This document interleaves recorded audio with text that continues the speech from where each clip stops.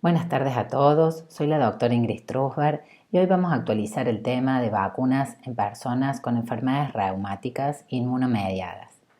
Voy a hablar de las vacunas en general y al final abordaré las preguntas más frecuentes sobre la vacuna contra COVID-19 en este grupo de pacientes. Las enfermedades reumáticas inmunomediadas son un grupo clínicamente heterogéneo de enfermedades crónicas y potencialmente discapacitantes.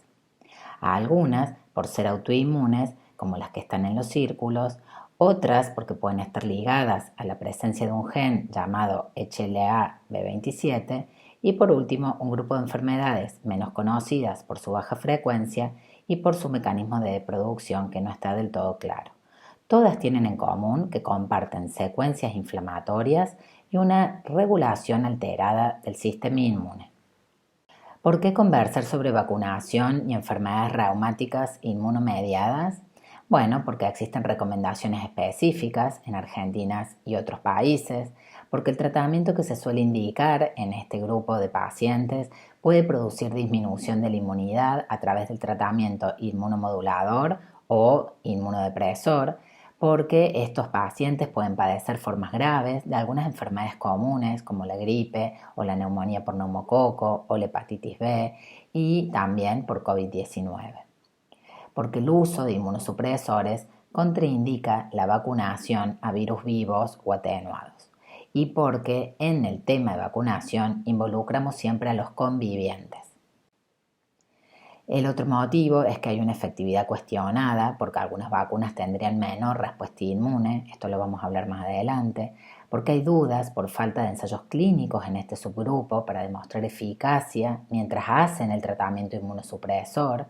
Esto actualmente algunos ensayos clínicos hacen subestudio dentro del ensayo clínico para, por ejemplo, aprobar un nuevo medicamento de subestudios con vacunas que ya están a la venta para justamente analizar la eficacia que tienen las vacunas mientras se está haciendo el tratamiento inmunomodulador o inmunosupresor. También porque hay recomendaciones basadas sobre todo en estudios observacionales y de opinión de expertos y porque estamos viendo que hay negativas en algunos vacunatorios en donde hay por ahí personal que no está del todo al día y que por ejemplo le contraindican la vacuna y le dicen no, usted no se puede vacunar porque por ejemplo tiene lupus. Y lo otro es porque puede haber posibles contraindicaciones de colocar la vacuna si el tratamiento ya está iniciado. Bien, voy a desarrollar algunos conceptos básicos muy rápidamente como para que queden claros. El primer concepto es ¿para qué sirven las vacunas? Parece que hoy, por estar atravesando esta pandemia de SARS-CoV-2, hemos tenido que aprender a ampliar la respuesta a esta pregunta y entender que las vacunas no sirven solo para evitar las enfermedades. Es decir, como una respuesta a secas, la respuesta no es que sirven para evitar una determinada enfermedad, es mucho más amplia la respuesta. Algunas vacunas evitan la enfermedad, otras pueden evitar las formas graves y las secuelas. La mayoría tiene la respuesta de que sirven para evitar la muerte y la discapacidad y sirven también para evitar mayores gastos en salud. Vamos a desglosar estas tres respuestas. Algunas vacunas evitan la enfermedad y otras evitan formas graves y secuelas. Les voy a mostrar unos gráficos publicados recientemente en un artículo muy minucioso que muestra el impacto de la vacunación en ciertas enfermedades infecciosas tras la introducción de la vacunación en un determinado año. Entonces, por ejemplo, vemos aquí que durante todas estas décadas había difteria y una vez que se introduce la vacunación empieza a caer la incidencia de esta enfermedad. Lo mismo con todas las otras vacunas que claramente son muy conocidas, la antipolio, la de hemófilus, la del sarampión. Miren, todas estas décadas con sarampión y se introduce la vacunación y va disminuyendo década a década. Y la de la tos convulsa, ¿sí? Donde dice pertusis es la tos convulsa. Les muestro más de cerca, por ejemplo, esto es de Reino Unido, de la década del 50, fíjense, previo a la década del 50, como era la incidencia de notificaciones de tos convulsa, y una vez que se introduce en 1950 empiezan a bajar con algunos picos, pero siempre descendiendo de lo que era la base de cantidad de casos.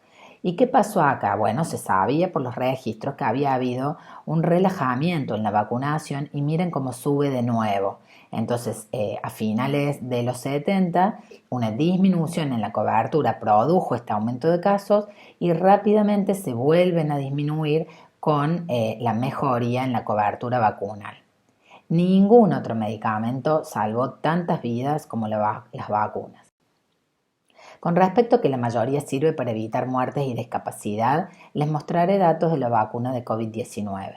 Hemos aprendido que el objetivo principal de la vacunación es evitar las hospitalizaciones y la muerte.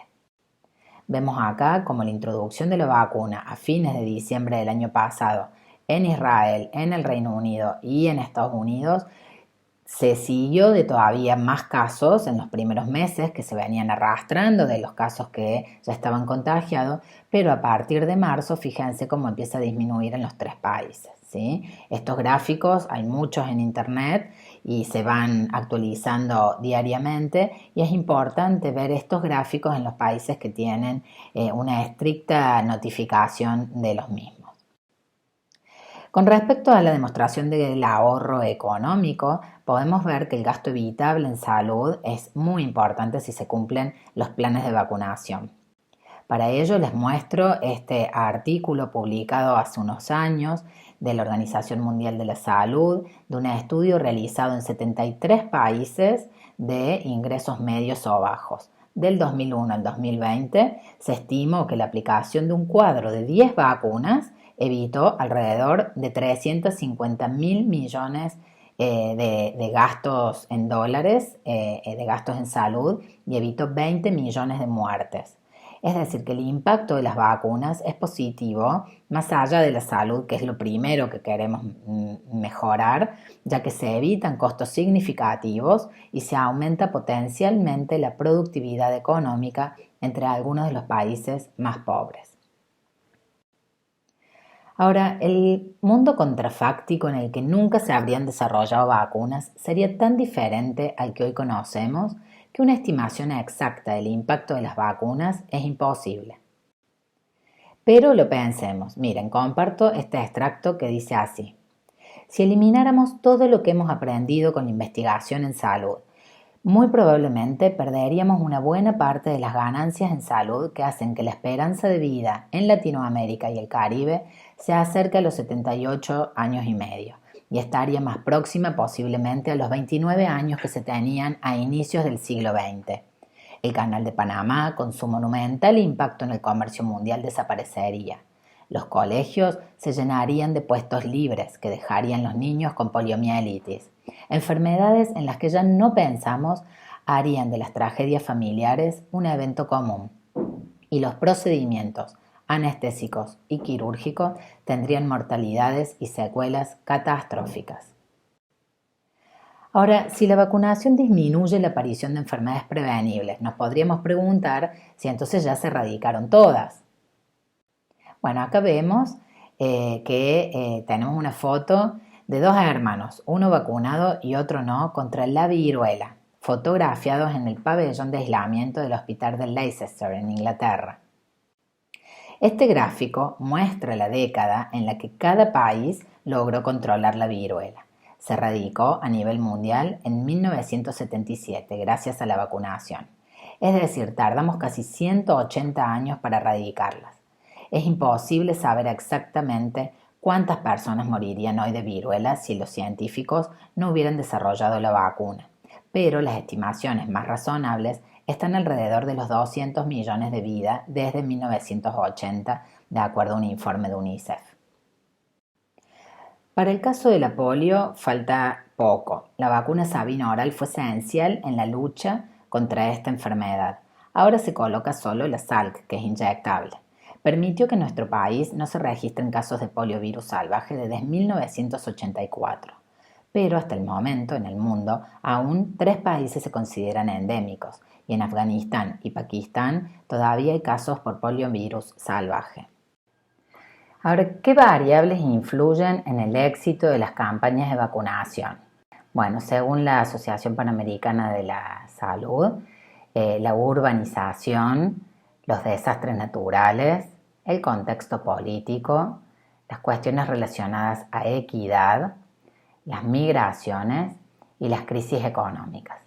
Ahora, el factor fundamental en esto es la confianza, porque vacunarse puede ser obligatorio por ley, pero sabemos que la conducta individual es esencial para el cumplimiento de la ley. Una de las maneras de generar confianza es educando. Por eso elegimos abrir este ciclo de conferencias con justamente esta temática. Ahora, ¿cómo es el proceso para prevenir enfermedades infecciosas a través de vacunas? Bueno, para tener éxito en la erradicación de las enfermedades, los científicos identifican primero el ciclo de infección del germen, sea un virus, una bacteria, etc., las vías celulares que utilizan para su replicación y la manera en que responde el organismo a través de los diferentes mecanismos de defensa o inmunidad. Tener este conocimiento permite entonces definir el diagnóstico, adoptar estrategias preventivas y de tratamiento. Nos vamos a centrar en los próximos minutos en el tema de las vacunas como medidas preventivas. Hay muchos tipos de vacunas. Quizás han visto en los medios de comunicación o en las redes que no hay manera única de fabricar una vacuna, sino que hay montones de plataformas que se llaman, así se llaman a las formas que tienen la ciencia de poder generar una vacuna.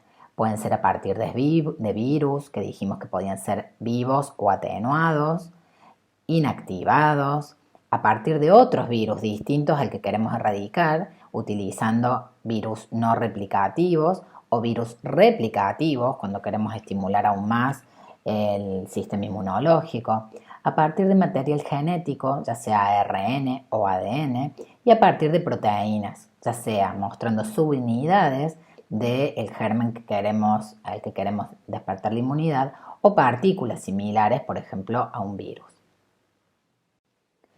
Cualquiera sea la plataforma que se utilice, si la intención es que llegue a los humanos, entonces debe atravesar primero una fase preclínica que se hace en laboratorio primero y luego en animales. Posteriormente pasa a las fases clínicas que habrán escuchado mucho, de fase 1 a fase 3. Una vez que se obtienen suficientes datos de estas fases, se hace la revisión regulatoria. Y una vez que está revisada por las agencias regulatorias, que en Argentina es la ANMAT, Administración Nacional de Medicamentos, Alimentos y Tecnología, recién ahí se aprueba. Una vez que está aprobada y se comienza a utilizar, se realiza lo que se llama farmacovigilancia o se organiza bien una fase clínica 4, es decir, una vez que ya está a la venta, para seguir recogiendo datos de seguridad y de eficacia. Lo que está pasando actualmente con la vacuna de COVID-19 es que esta revisión regulatoria y aprobatoria se está haciendo con datos. Cuando se termina la fase 2, se presentan y se esperan los datos de la fase 3 para aprobarla rápidamente. Pero esa aprobación se llama de uso de emergencia porque la fase 3 suelen ser muy largas y en este caso se están aceptando datos de las fases 3 iniciales. Por lo que es muy importante entender que las vacunas que están hoy aprobadas, si bien han pasado la revisión regulatoria, han pasado fases rápidamente de la fase 1 a la fase 2, de la fase 2 a la fase 3, con la cantidad de pacientes que solicitan las agencias regulatorias, pero con la falta de tiempo para disponer de mayor datos de seguridad y de eficacia, por ejemplo, en subgrupos de pacientes. Como las vacunas se aplican a personas sanas, el perfil de seguridad que se les exige es mayor que el de cualquier otro medicamento. Esto no significa que no tengan riesgos, por supuesto. Todos los medicamentos o las vacunas pueden significar algún riesgo. Dentro de esos riesgos tenemos reacciones locales, donde se inyecta la vacuna, en donde se puede dar dolor, picazón, eritema, inflamación, quedar la zona con sensibilidad o calor, y reacciones sistémicas, como puede ser escalofríos, fatiga, fiebre febrícula, dolor de cabeza, dolor muscular o articular, náuseas o malestar general. Por supuesto que también hay reacciones mucho más serias, como habrán escuchado trombos o fenómenos neurológicos, pero las mismas son sumamente infrecuentes y no, de algún modo, no contraindican, en este caso de pandemia, si hablamos de la vacuna de COVID-19, la continuidad de la campaña de vacunación. De todas maneras, las reacciones adversas que son muy serias son las que pueden hacer que una vacuna sea retirada del mercado o directamente no llegue a venderse. ¿Por qué? Porque como con todos los medicamentos se tiene que hacer una evaluación de lo que se llama balance riesgo-beneficio. Y si el riesgo se considera que es mayor que el beneficio que podría ocasionar, entonces un medicamento o una vacuna no salen a la venta. ¿Cuántas vacunas tenemos hoy en el calendario de Argentina? Bueno, tenemos 20 vacunas y por ley, la ley 22.909, hace que la vacunación sea gratuita y obligatoria desde 1983. ¿Qué vacunas entran en ese calendario? Bueno, les cuento que este calendario que ven acá es el mejor de América Latina. El calendario para adultos no es obligatorio, pero sí gratuito. Y gracias a la vacunación, Argentina logró eliminar de la circulación el virus sarampión en el año 2000, ¿sí? Cuando se registró el último caso. Y desde entonces y hasta diciembre se informaron solamente 43 casos importados, por poner un ejemplo de un gran logro de la vacunación en Argentina. Ahora, ¿qué vacunas, ya yendo a nuestro tema, están indicadas en cualquier adulto y cuáles además están indicadas en aquellos que tienen enfermedades reumáticas inmunomediadas? Bueno, vamos a repasar entre todos lo que vendría a ser el carnet de vacunación de un adulto y de un adulto con enfermedades reumáticas inmunomediadas. Fíjense, vamos a empezar con el de la gripe, influenza. En los grupos de riesgo y los pacientes que tienen enfermedades inmunomediadas son grupos de riesgo, se tienen que colocar la dosis anual, sí o sí. Y en los que no tienen enfermedades inmunomediadas, a partir de los 65 años, la dosis anual, ¿sí? Con respecto a la vacuna doble del adulto, es decir, difteria, tétanos, hay que hacer el refuerzo cada 10 años del calendario de vacunación que ustedes traían desde la infancia. Si en algún momento perdieron la noción de si alguna vez cumplieron el plan entero, no hay problema de comenzar el plan de cero o de empezar a hacer refuerzos cada 10 años. Eso lo pueden conversar bien con su infectólogo. En cuanto a la triple viral, recuerden que esta es una vacuna que es a virus vivo o atenuado, entonces es importante que no se le coloquen si están inmunocomprometidos. Ahora, por eso está en verde, porque en los adultos sí se puede colocar, pero si están inmunocomprometidos está contraindicado, ¿sí? Sarampión, rubiola y parotiditis. A veces hay campañas porque ha habido un caso importado o surgió algún caso, entonces se hace una campaña de vacunación antirrubiólica o antisarampionosa, van a las fábricas y vacunan a todos. Bueno, no hay problema si no están inmunodeprimidos. Si están inmunodeprimidos está contraindicada. Con respecto a la vacuna del herpes zóster, es una vacuna bastante nueva, evita las complicaciones de la culebrilla, ¿sí? Que puede ser la neuritis posherpética, que queda un dolor muy intenso en la zona en donde fue el herpes, que puede durar muchos años. Bueno, evita eso, evita la recurrencia, es decir, que vuelvan a tener otro episodio de culebrilla. Está indicada, como ven acá, a partir de los 50 años. Sin embargo, si están inmunodeprimidos, hoy en Argentina está contraindicada si están haciendo el tratamiento porque es a virus vivo. Con respecto a la del neumococo, estamos teniendo muchas preguntas en esta época del año, pero fíjense que se puede colocar en cualquier época del año, porque uno puede tener neumonía en pleno enero. Entonces, en los que están inmunodeprimidos, se coloca una vez la de 13 serotipos. Acá dice dosis anual, pero esto es para los inmunodeprimidos severos, como los trasplantados o los pacientes oncológicos. ¿Sí? La vacuna antineumocóxica, que es de neumocóxica 13 valente, se coloca una sola vez y si no están inmunodeprimidos a partir de los 65 años. Una sola vez. Si están inmunocomprometidos, ahí nomás a las 8 semanas se pueden colocar a cualquier edad la antineumocóxica 23 valente, es decir, a los 2 meses. Si no están inmunocomprometidos, recién también a partir de los 60 años hacen este plan. Primero la 13 y después la 23. Ahora, en el caso de los inmunocomprometidos, hay que hacer un refuerzo de la antineumocóxica 23 valente, ¿sí? Y otro refuerzo después de los 65 años si todo este plan fue hecho previo a los 65 años. Bien, ¿qué pasa con la vacuna de la hepatitis A? Por lo general, la mayoría de los que llegan a la adultez ya tuvieron hepatitis A, que es una enfermedad muy benigna en los niños.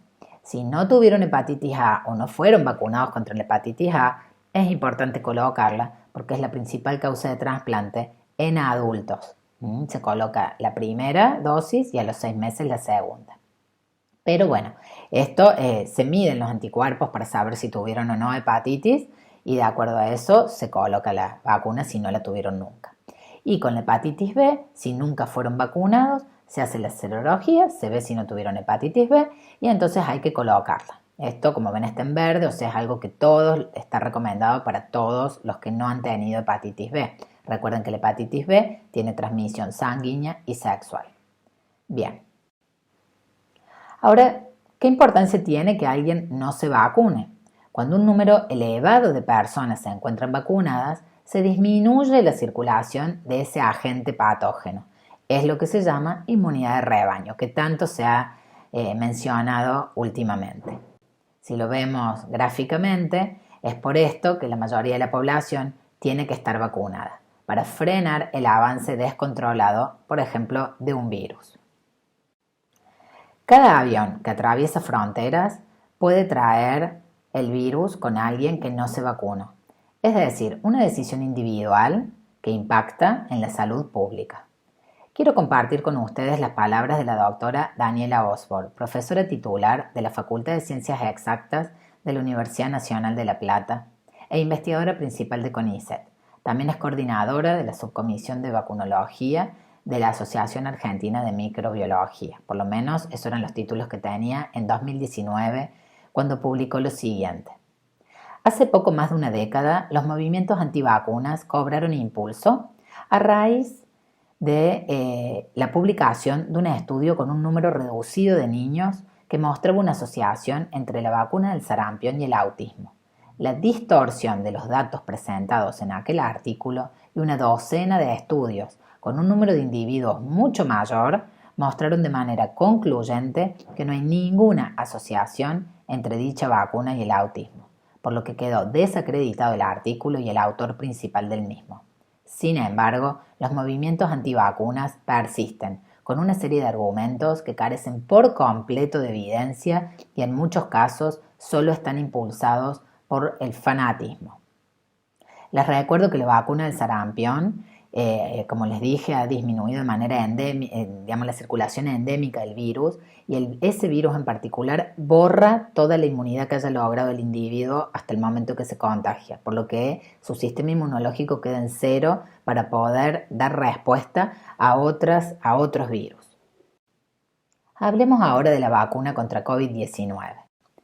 La doctora Susana Vanoni, que es miembro del Comité de Ética de nuestra institución y profesora titular de la Cátedra de Semiología del Hospital San Roque de la Facultad de Ciencias Médicas de la Universidad Nacional de Córdoba, a quien aprecio y quiero muchísimo, nos comentó en el grupo de docentes que muchos pacientes le estaban preguntando si era peligroso vacunarse, cuando ahora en Córdoba empezó de manera exponencial la oferta para poder vacunarse. Entonces, ella nos compartió lo que les contesta a todos los que le preguntan eso y nos dijo: cada vez que un paciente me pregunta si es peligroso vacunarse, le respondo: si la vacuna le parece peligrosa, pruebe a adquirir inmunidad con la enfermedad.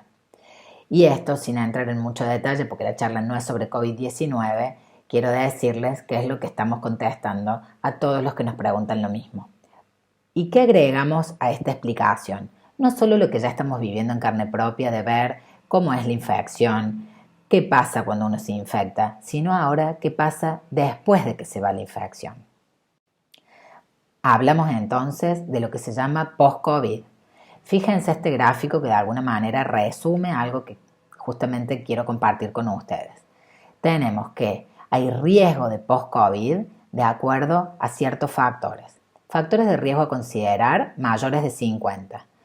Todas las patologías crónicas, obesidad, desnutrición y dentro de los grupos de riesgo de hacer post-COVID están los pacientes inmunodeprimidos.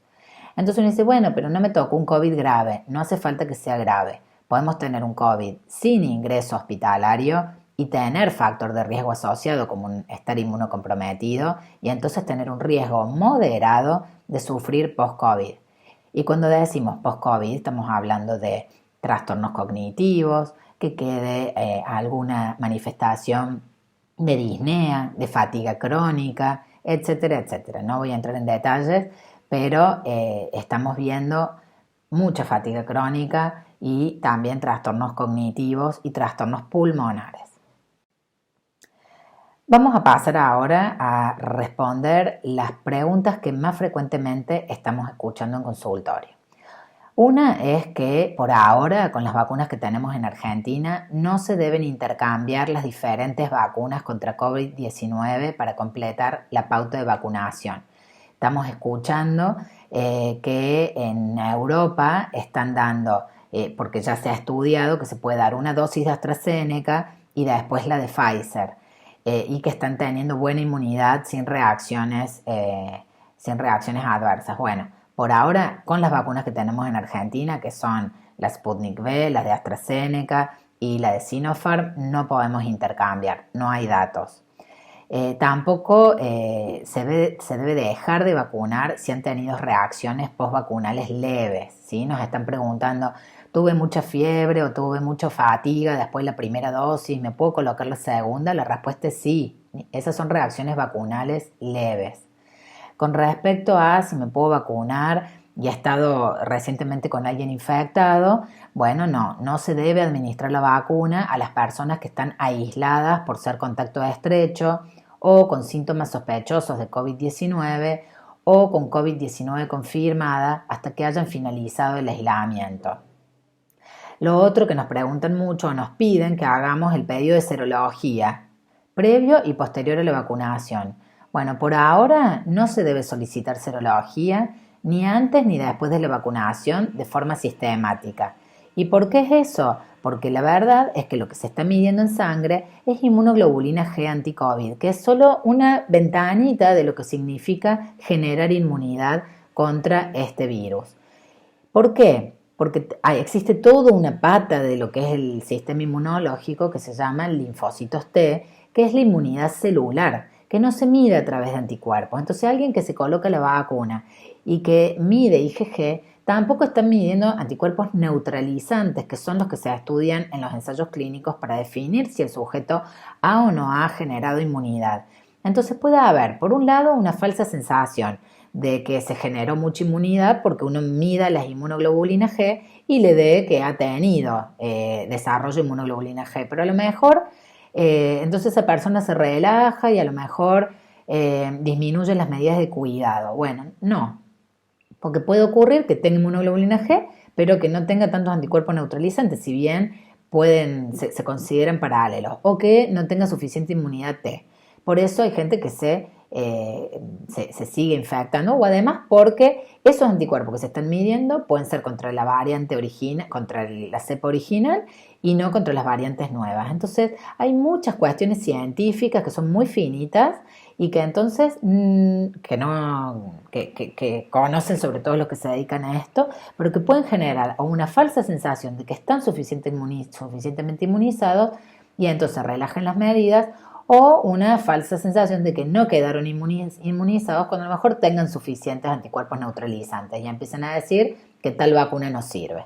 Entonces, la medición a través de la serología común que se hace en laboratorio de la concentración o la presencia de inmunoglobulina anti la proteína S no está aprobado para medir realmente la inmunidad que se genera en la población general. Bueno, la pregunta que ha sufrido algún cambio en la respuesta últimamente es si tenemos que esperar entre la vacuna antigripal y antineumo y la anti-COVID. Bueno, por ahora se decía que había que esperar 14 días. Sin embargo, esta semana, yo estoy grabando esta clase el 5 de junio. Esta semana el CDC de Atlanta, de Estados Unidos, modificó las recomendaciones a que no hace falta esperar porque se vio que tanto la seguridad de estas 3 vacunas, o digamos antigripal con anti-COVID o antineumocóxica con anti-COVID, era comprobable. Obviamente en Estados Unidos se hicieron estos estudios sobre todo con las vacunas que se colocan allá, y la Sociedad Argentina de Infectología está esperando para analizar estos datos y definir si en Argentina también las podemos colocar. Pero esto, a modo personal, mi recomendación es que, debido a que están llegando actualmente muchas vacunas, nadie posponga su vacunación anti-COVID porque se haya colocado el antigripal unos días antes. Bueno, les cuento que recientemente, en mayo, a mediados de mayo, la Sociedad Argentina de Reumatología escribió una carta a la ministra de Salud, la doctora Bisotti, solicitando la inclusión de pacientes con enfermedades reumáticas autoinmunes para priorizarlos en la vacunación de COVID-19. En esa carta justificaban el pedido para que se colocara en ese formulario en donde uno llenaba comorbilidades, enfermedades reumáticas autoinmunes o inmunodepresión. Como todos habrán podido apreciar, por lo menos en Córdoba, se agregó la inmunodepresión en los tildes que habían que completar en estas últimas 2 semanas, y alegremente hemos empezado a recibir de manera masiva pedidos de certificados para justificar la patología autoinmune para que pudieran vacunarse, y felizmente muchos se están vacunando en estos días. Bien, no se debe dejar de vacunar a un paciente con cáncer o con inmunosupresión por la falta de información específica. La falta de información específica cada vez es menor. Actualmente, ahora en mayo, el mes pasado, se han empezado a publicar algunos estudios observacionales en los cuales se miden anticuerpos neutralizantes en este grupo de pacientes. Y les puedo resumir que lo poquito que hay publicado es que las respuestas de anticuerpos neutralizantes podría estar disminuida en un 6 a un 10% de los pacientes con inmunosupresores. ¿Como cuáles? No todos. Rituximab, micofenolato, que sabemos que afectan la producción de anticuerpos porque alteran la inmunidad de células B. El metotrexato, que esto es muy utilizado, por eso hay recomendaciones específicas. Las dosis altas de corticoides. Así que efectivamente en este grupo de pacientes que utilizan estos medicamentos puede ocurrir que no haya suficiente inmunidad a través de los anticuerpos neutralizantes. Tampoco está por ahora indicado colocar una tercera dosis de ninguna de las vacunas vigentes. Y en relación al síndrome antifosfolípido y la vacuna de AstraZeneca, que tiene una muy leve pero tiene incidencia de trombosis, por ahora no hay motivos para contraindicarla. ¿Por qué? Porque el mecanismo de producción de trombos de las vacunas con adenovirus no tiene nada que ver con el mecanismo de producción de trombos en otras enfermedades protrombóticas, como por ejemplo el síndrome antifosfolípido. Bueno, a tener en cuenta entonces en relación a los medicamentos que estén utilizando y la colocación de la vacuna. No hay que modificar dosis, ni tiempos, ni dejar de vacunarse en caso de estar bajo tratamiento con cualquiera de estos productos que ven acá: hidroxicloroquina, corticoides a dosis baja, sulfasalazina, leflunomida, apremilast, azatioprina, ciclofosfamida vía oral, biológicos como por ejemplo tanarsep, golimumab, infliximab, certolizumab, adalimumab, sarilumab o tocilizumab, secukinumab, ixekizumab, ustekinumab, risankizumab o guselkumab. El belimumab y los inhibidores de calcineurina, por ahora tampoco hay que modificar dosis, ni tiempo, ni dejar de vacunarse. Ahora, ¿con cuáles hay que modificar? Bueno, con metotrexato, tofacitinib, baricitinib, upadacitinib y micofenolato no hay que tomarlo ni aplicarlo en la semana post-vacuna. Con respecto al abatacept subcutáneo, no aplicarlo una semana antes ni después, solo de la primera dosis de la vacuna. Abatacept endovenoso, que la primera dosis de la vacuna ocurra 4 semanas post-infusión y hay que posponer la siguiente infusión una semana más post-vacuna, pero también solo para la primera dosis. Con respecto a la ciclofosfamida, organizar la infusión para que sea una semana posterior a cada dosis de la vacuna. Y con respecto al rituximab, organizar la vacunación para que sea 4 semanas antes del siguiente ciclo de rituximab, para que podamos darle tiempo al cuerpo de generar anticuerpos. Y luego de la vacuna sería ideal esperar y no realizar la infusión hasta 2 a 4 semanas luego de la segunda dosis. En resumen, entonces, la vacunación salva vidas cada año, ayuda a combatir enfermedades infecciosas y algunos cánceres, como el caso de la vacuna del HPV. Es un acto de solidaridad, te protege a vos y a todos, no termina en la infancia, propician un envejecimiento saludable, por eso hablamos de vacunación en el adulto, proporciona beneficios sociales, sanitarios y económicos, es un derecho básico de los ciudadanos, forma parte de un estilo de vida saludable, es segura y las agencias gubernamentales, las sociedades científicas, las empresas farmacéuticas, los equipos de salud deben tomarse el tiempo suficiente para explicar datos de eficacia, efectividad y seguridad para proteger la integridad de la población y así mantener la confianza a largo plazo sobre la vacunación. ¿Qué diferencias hay entre eficacia y efectividad?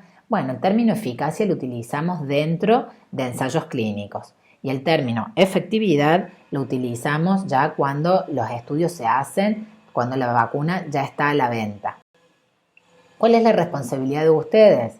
Siempre que acudan a vacunarse, exijan un documento que acredite las vacunaciones que recibe y lleve sus carnets previos. Es fácil olvidarse y por lo tanto el carnet de vacunación es responsabilidad de cada uno. Aquí les dejo sitio de interés en donde pueden consultar día a día las novedades.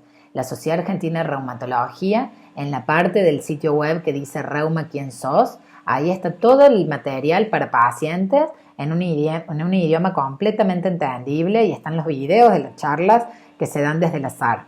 También es muy interesante el sitio de seguridad en vacunas a nivel nacional, el sitio de la Sociedad Argentina de Infectología, de la Sociedad Argentina de Pediatría, de la Sociedad Argentina de Vacunología y Epidemiología. Hay un sitio re lindo que también me sirvió para preparar esta charla, que es la de Confianzas en Vacunas Latinoamérica. Después tenemos el Reporte Epidemiológico Córdoba, fundado por el doctor Ángel Mínguez, que falleció recientemente, y bueno, que realmente tiene una selección exquisita de artículos de todo el mundo y de Argentina también. Bueno, el sitio de la Organización Panamericana de la Salud, las actualizaciones epidemiológicas de la OPS y el sitio de la Organización Mundial de la Salud. Quiero terminar esta conferencia con esta imagen de Edward Jenner, quien desarrolló la vacuna contra la viruela en 1798 en Inglaterra. Las vacunas son una de las mayores historias de éxito de la medicina y han transformado de manera contundente el panorama de la salud a nivel global, junto por supuesto con la potabilización del agua. Así que bueno, con esto quiero finalizar esta conferencia, agradecerles mucho por su atención y decirles que ahora ustedes tienen la palabra.